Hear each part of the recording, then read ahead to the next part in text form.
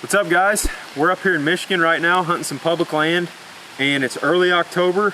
I want to talk to you all about the October lull today. It's somewhat of a myth in our opinions. What people think of when they hear the word October lull is no deer moving during the daylight. But we have great luck hunting in October, and we've seen and had lots of opportunities at deer.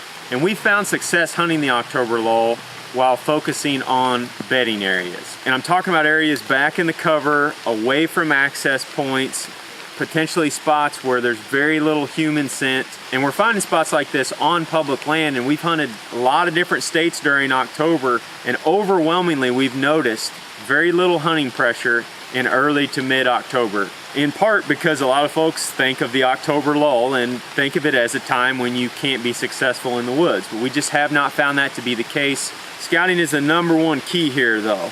The bucks have only been out of velvet now for a month or less, so any fresh buck sign that you run across is going to tip you off to an area that they're using, that they're either bedding in, feeding in, or watering in. They're not moving real far outside of their bedding areas yet. I mean, the pre-rut is just starting to kick in right now, so you're going to see more and more scrapes and rubs as the month proceeds on. What we found is if we find a pile of fresh rubs on an oak flat with a lot of acorns, that usually means that those bucks are using that spot regularly during that time of the year. And if you find an oak flat like this bearing a lot of acorns close to some thick cover away from an access point, you got a real good chance at seeing bucks during the daylight. That's one reason why folks call it the October lull, is because these are people that are hunting field edges somewhere, they're hunting close to the access, they're not getting back in the timber.